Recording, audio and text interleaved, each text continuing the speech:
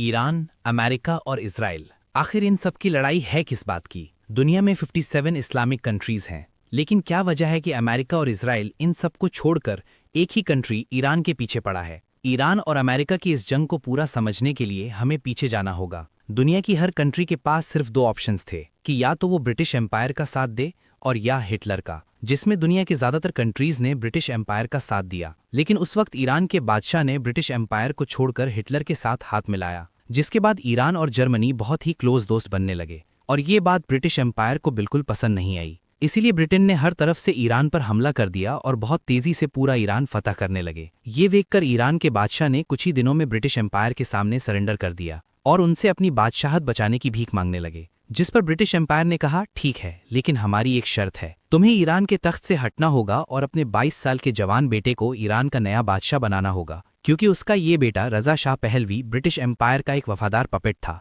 Iran का ये नया बादशाह अंग्रेजों से बहुत ज्यादा इंस्पायर था। वो चाहता था ईरान के लोग भी बिल्कुल वेस्ट की तरह कपड़े पहने, उन्हीं की तरह पार्टियां करें और अपने सारे ट्रेडिशंस को भूल जाएं। इसीलिए वो पहले दिन से ये कोशिश कर रहा था कि किसी तरह इस्लाम को ईरान के लोगों से दूर कर दिया जाए, जिसकी वजह से उसने ईरान में हिजाब पहनने पर पाबंदी लगाई, बहुत सारे मदरसों और मस्जिदों को बंद कर दिया और ईरान के बड़े बड़े इस्लामिक स्कॉलर्स को गिरफ्तार करने लगा और इनकी जगह म्यूजिक, पार्टीज और शराब को पूरे ईरान में फैलाने लगा। यहाँ तक एक टाइम ऐसा आया कि ईरान में इतनी शराब बनने लगी कि ईरान जैसा इस्लामिक मुल्क दुनिया को शराब एक्सपोर्ट करने लगा। ईरान के इस बादशाह का ख्याल था कि वो जो भी कर रहा है बहुत ही अच्छा काम कर रहा है। यहाँ तक कि उसने एक दिन सऊदी के किंग फैसल को कहा कि तुम ये क्या पुराने जमाने में रह रहे हो, तुम्हें चाहिए कि सऊदी को भी बिल्कुल वेस्ट की तरह एक लिबरल कंट्री बना हो। लेकिन सऊदी के किंग फैसल ने ऐसा करने से इनकार कर दिया। लेकिन यहाँ पर फनी बात यह है कि आज वही सऊदी ईरान से कहता है कि तुम भी थोड़ा लिबरल बनो, लेकिन अब ईरान उसकी बात नहीं मानता। आखिर ईरान के बादशाह ने ईरान को इस्लाम से इतना दूर करने की कोशिश की कि ईरान के सारे बड़े इस्लामिक स्कॉलर्स अपने इस बादशाह के खिलाफ होने लगे, जिसके बाद ईरान की मस्जिदों और मदरसों में ये स्कॉलर्स बादशाह के खिलाफ स्पीचेस करने लगे, जिसमें सबसे बड़े स्कॉलर का नाम था आयतुल्लाह खुमैनी और उसके फॉलोअर्स ईरान की आवाम को बादशाह के खिलाफ बगावत के लिए भड़काने लगे। वेटिंग फॉर आखिर खुमैनी की ताकत ईरान में इतनी बढ़ गई कि ईरान के बादशाह ने उसे गिरफ्तार करके ईरान से हमेशा के लिए बाहर निकाल दिया, जिसके बाद इमाम खुमैनी ईरान को छोड़कर इराक में रहने लगे, जहां एक यंग लीडर उसकी हर हरकत को बहुत गौर से नोट कर रहा था, सद्दाम हुसैन। आहिस्ता आहिस्ता सद्दाम हुसैन भी खुमैनी की ताकत को देखकर उससे डरने लगा। यहाँ तक कि एक दिन उसने ईरान के बादशाह से कहा कि अगर आप चाहते हैं तो मैं खुमैनी को साइड पे करके उसे गोली मार देता हूँ, जो सद्दाम के लिए एक बहुत ही आम बात थी और इसे हम पूरा एक्सप्लेन कर चुके हैं। लेकिन ईरान के बादशाह ने कहा कि नहीं, इसे मारने की कोई जरूरत नहीं, ये बुढ़ा खुमैनी मेरा कुछ भी नहीं बिगाड़ सकता। इमाम खुमैनी इराक में बैठकर अपनी स्पीचेस को कैसेट्स में रिकॉर्ड करने लगे, जिन्हें फिर बहुत सीक्रेटली स्मगल करके पूरे ईरान में फैला दिया जाता था। और खुमैनी की बातें सुनकर लोग इतना इंस्पायर होते थे कि वो आहिस्ता आहिस्ता ईरान के बादशाह से ज्यादा इमाम खुमैनी को अपना लीडर मानने लगे। लेकिन फिर भी ईरान के बादशाह को हटाना कोई आसान काम नहीं था, क्योंकि उसके पास एक बहुत ही खतरनाक फौज और सुपर पावर अमेरिका का फुल सपोर्ट हासिल था। अमेरिका इज जेरेसन और वो मुसलमान दुनिया में अमेरिका का फेवरेट पपेट था। लेकिन यहाँ पर जब ईरान का बादशाह अपनी ताकत की पीक पर था, उसने अपनी जिंदगी की सबसे बड़ी गलती की। द फ्लेम्स ऑफ पर्शिया, दुनिया की सबसे बड़ी और सबसे महंगी पार्टी। अचानक एक दिन ईरान के बादशाह ने ऐलान किया, द ग्रेट पर्शियन एम्पायर को दोबारा जिंदा करने के लिए ईरान में दुनिया की सबसे बड़ी पार्टी होगी। ये एक ऐसी पार्टी थी जिसमें दुनिया के सारे लीडर्स और बड़े बड़े सेलिब्रिटीज इन्वाइट किए जाएंगे। ईरान का बादशाह उसी पर्शियन एम्पायर को दोबारा जिंदा करना चाहता था,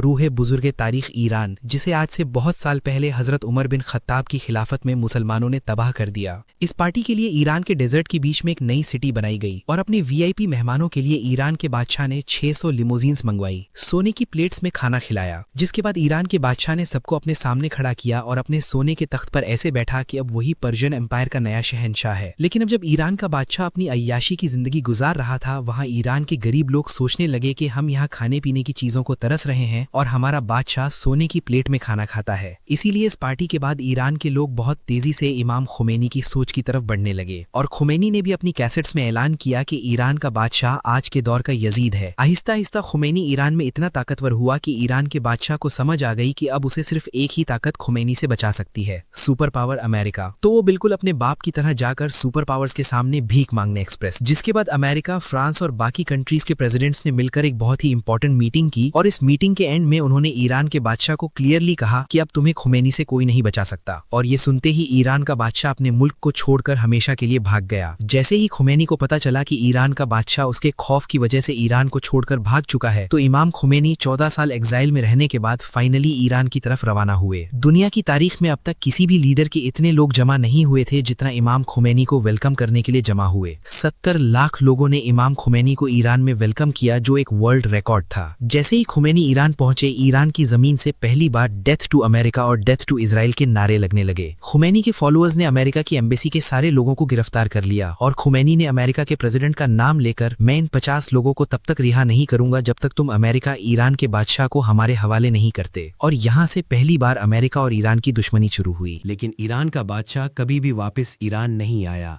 और उसके मरने के बाद उसके बेटे ने ईरान का नया शाह होने का ऐलान किया। नाउ ईरान में खुमैनी ने अपनी नई इस्लामिक हुकूमत बनाई। लेकिन जैसे ही खुमैनी ईरान का लीडर बना, at the same time Iran के बिल्कुल पास इराक में भी एक नया लीडर बना, सद्दाम हुसैन। लेकिन यहाँ मसला ये था कि दुनिया के बाकी लीडर्स खुमैनी की ताकत से बहुत डरते थे, क्योंकि खुमैनी अपने स्पीचेस में बार बार बाकी मुसलमान दुनिया के अवाम को अपने बादशाहों के खिलाफ बगावत करने पर उभारते थे। ये देखकर इराक के लीडर सद्दाम हुसैन ने अमेरिका और अरब लीडर्स के कहने पर खुमैनी पर हमला कर दिया और 8 साल तक ईरान और इराक के दरमियान एक बहुत ही सख्त जंग। लेकिन सद्दाम हुसैन के पास पूरी दुनिया की सपोर्ट होने के बाद भी वो खुमैनी को उसके तख्त से हटा नहीं सका और आखिर 8 साल बाद जैसे ही ये जंग खत्म हुई, उसकी कुछ ही अरसे बाद इमाम खुमैनी इस दुनिया से चले गए। खुमैनी का जनाजा दुनिया की तारीख का सबसे बड़ा जनाजा था, क्योंकि उसके जनाजे में 1 करोड़ लोग शामिल थे, जो आज तक Guinness book of world records में किसी भी लीडर के लिए दुनिया की सबसे बड़ी गैदरिंग है। जिसके बाद ईरान के मिनिस्टर्स ने मिलकर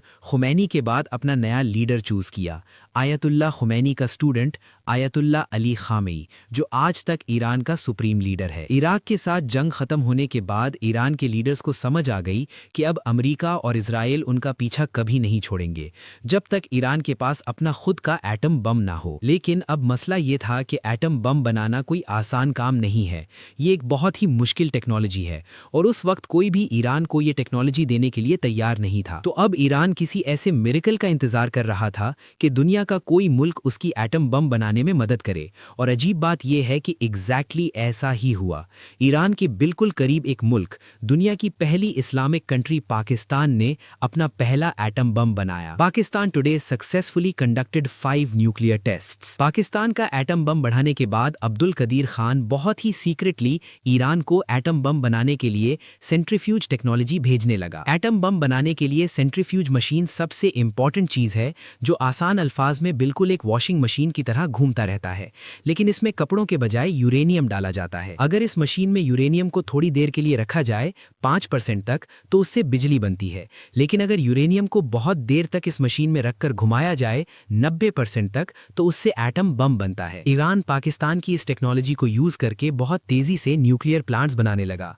लेकिन जैसे ही ईरान ने ये सब करना शुरू किया, अमेरिका को किसी तरह इस सब की खबर मिल गई। अब पाकिस्तान का एटम बम तो अमेरिका को फिर भी किसी हद तक कबूल था, क्योंकि पाकिस्तान अमेरिका का बहुत ही वफादार मुल्क है। चूज हमें अपनी कौम का पेट पालना है और पाकिस्तान चाहे जो भी हो जाए अमेरिका के खिलाफ कभी नहीं जाता, क्योंकि पाकिस्तान और अमेरिका बहुत ही पुराने दोस्त हैं। लेकिन ईरान पाकिस्तान से बिल्कुल ऑपोजिट बार बार अमेरिका की आंखों में आंखें डालकर उसे धमकियां देता था। इसीलिए जैसे ही अमेरिका को ईरान के इस प्रोजेक्ट का पता चला, अमेरिका का प्रेसिडेंट पूरी दुनिया के सामने आया और उसने अपनी स्पीच में कहा कि दुनिया में कुछ मुल्क ऐसे हैं जो अपने लिए केमिकल और एटम बम बनाना चाहते हैं। एक इराक का सद्दाम हुसैन और दूसरा ईरान का खामनाई, जिसका आज पूरी दुनिया को पता है कि ये एक बहुत बड़ा झूठ है, बुश मिस्टेक। जॉर्ज बुश की इस स्पीच के कुछ ही अरसे बाद अमेरिका ने सद्दाम हुसैन पर हमला कर दिया और इराक में हजारों लोगों को मारकर सद्दाम की हुकूमत खत्म कर दिया। सद्दाम हुसैन की हुकूमत को इतनी आसानी से तोड़ने के बाद अमेरिका को इस बात का पता चला कि वो दुनिया के किसी भी मुल्क पर झूठा इल्जाम लगाकर उस पर हमला कर सकता है। इसीलिए अफगानिस्तान और इराक पर हमले के बाद अब अमेरिका का अगला शिकार ईरान था और अमेरिका बार बार दोबारा ये झूठ बोलने लगा कि ईरान के पास एटम बॉम्ब्स है, जिसके बाद अब पूरी दुनिया की नजरें ईरान के लीडर आयतुल्ला खामनाई पर थीं। और ये ईरान पर हमला करने का बेस्ट टाइम था, क्योंकि ईरान के एक तरफ अफगानिस्तान में अमेरिका की बहुत बड़ी फौज थी और ईरान की दूसरी तरफ इराक भी अमेरिका की फौज से भरा हुआ था। मतलब अमेरिका ने ईरान को हर तरफ से घेर लिया था। तो अब पूरी दुनिया की नजरें ईरान के लीडर आयतुल्ला खामनाई पर थीं कि वो किस तरह अपने मुल्क ईरान को सुपर पावर अमेरिका से बचाएगा। और यहाँ पर खामनाई ने एक ऐसी बात कही जिससे अमेरिका के पास ईरान पर हमला करने के सारे बहाने टूट गए। खामनाई, जो इस्लामिक दुनिया का एक बहुत बड़ा स्कॉलर है, उन्होंने एक फतवा दिया कि इस्लाम में मुसलमानों के लिए एटम बॉम्ब बनाना हराम है, क्योंकि इस्लाम तो हमें ये सिखाता है कि जंग के मैदान में भी किसी भी बच्चे, बूढ़े या औरत को नहीं मारा जा सकता। इवन जंग में दरख्तों को भी काटने की इजाजत नहीं है। लेकिन एटम बॉम्ब एक ऐसी चीज है जो बिना कुछ देखे हर चीज तबाह कर देती है। इसीलिए ईरान के खामनाई ने एटम बम को मुसलमानों के लिए हराम है। और साथ ही ये ऐलान किया कि ईरान का एटम बम बनाने का कोई इरादा नहीं और ईरान के दरवाजे सबके लिए खोल दें। और साथ ही ये ऐलान किया कि दुनिया की कोई भी एजेंसी ईरान आकर खुद देखे कि ईरान का एटम बम बनाने का कोई इरादा नहीं है। लेकिन यूएन की टीम ने ईरान जाकर ये देखा कि ईरान के सारे न्यूक्लियर प्लांट्स बिल्कुल उसी डिजाइन पर बने हैं जिस तरह पाकिस्तान में बनाए गए। और पूरी दुनिया को समझ आ गई कि ईरान ने ये टेक्नोलॉजी पाकिस्तान से खरीदी है। और पाकिस्तान पर इतना प्रेशर बढ़ने लगा कि खुद अब्दुल कदीर खान ने टीवी पर आकर इस बात को एक्सेप्ट किया और फिर सबसे माफी मांगी।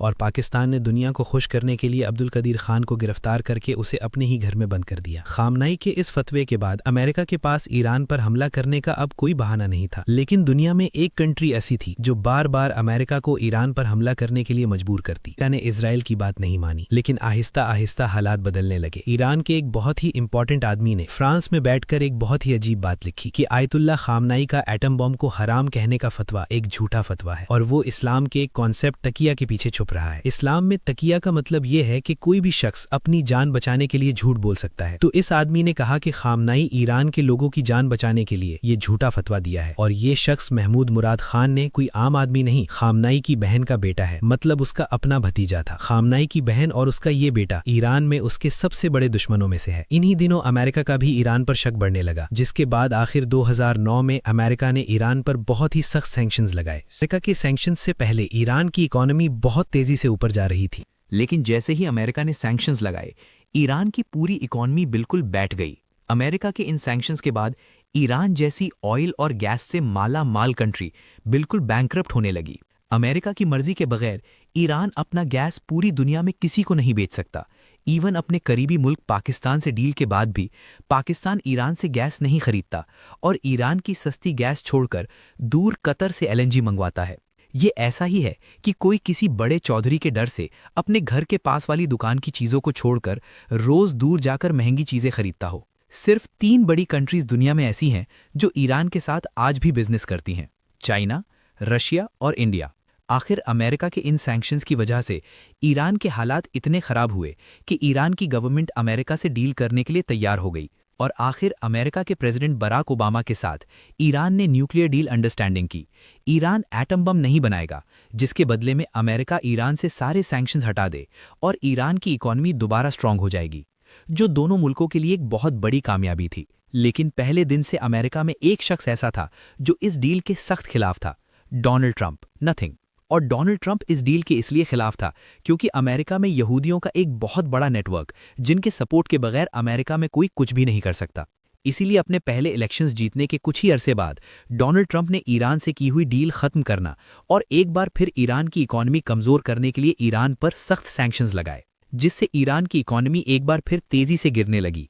लेकिन ऑफकोर्स ईरान भी ईरान है, वो बाकी मुस्लिम दुनिया की तरह डर कर खामोश रहने वाला नहीं था।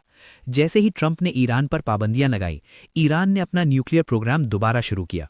लेकिन दूसरी तरफ डोनाल्ड ट्रंप को भी सब जानते हैं कि वो दुनिया में अपने अलावा किसी की भी बदमाशी बर्दाश्त नहीं करते। जब ईरान ने अमेरिका की आंखों में आंखें डाली, डोनाल्ड ट्रंप ने उन्हें सबक सिखाने के लिए अचानक एक दिन एक मिसाइल हमले से ईरान के आर्मी चीफ कासिम सुलेमानी को उड़ा दिया। बीन ये ईरान और उसके अवाम के लिए बहुत ही बेइज्जती की बात थी कि कोई इतनी आसानी से पूरी दुनिया के सामने उनके आर्मी चीफ को मार दे, जिससे आहिस्ता आहिस्ता ईरान में अमेरिका के खिलाफ गुस्सा बढ़ने लगा। और जैसे ही सुलेमानी की मौत के बाद ईरान में नए इलेक्शंस हुए, ईरान के अगले इलेक्शंस में एक नया प्रेसिडेंट आया, इब्राहिम रईस, बिस्मिल्लाहिर्रहमानिर्रहीम, मजाक, जो ईरान का बहुत ही सख्त प्रेसिडेंट था और किसी हाल में भी अमेरिका और इजराइल के सामने झुकने के लिए तैयार नहीं था। इब्राहिम रईसी के प्रेसिडेंट बनते ही ईरान का न्यूक्लियर प्रोग्राम दोबारा बढ़ने लगा और इसके साथ ही सदर बनते ही सबको ये बात क्लियरली समझा दी कि ईरान अब अमेरिका से कोई डील नहीं करेगा और इसके साथ ही उन्होंने इजराइल के खिलाफ लड़ने वाले सारे ग्रुप्स को फंडिंग और वेपन्स भेजना शुरू किए। और उन्हीं के दौर में इजराइल और गजा के, लेकिन हम सबको पता है जब कोई भी लीडर अमेरिका और इजराइल के खिलाफ इतना ओपनली बोलता है तो उसके साथ क्या होता है।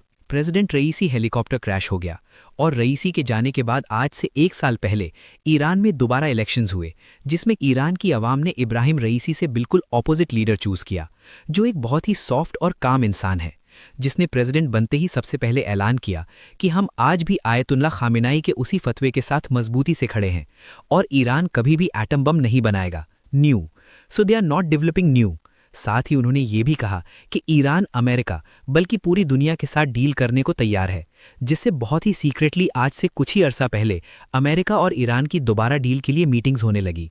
लेकिन इजराइल कभी भी ये नहीं चाहता कि अमेरिका और ईरान की आपस में डील हो जाए और इजराइल हर तरह की कोशिश करने लगा, जिसके बाद इजराइल दोबारा ईरान पर झूठे इल्जाम लगाने लगा। ईरान 1 महीने के अंदर अंदर एटम बम बनाने जा रहा है, जो वो पिछले 25 साल से कर रहा है। ये कैसा एटम बॉम्ब है जो पिछले 25 साल से 1 महीने में बनने वाला है लेकिन आज तक नहीं बना। इजराइल ने ईरान पर यह इल्जाम भी लगाया कि ईरान बार बार अमेरिका के प्रेसिडेंट डोनाल्ड ट्रंप को मारना चाहता है। इसीलिए आज इजराइल ईरान पर हमला करके ईरान के हर उस शख्स को चुन चुन कर मार रहा है। Top adviser, supreme leader has after being जो अमेरिका के साथ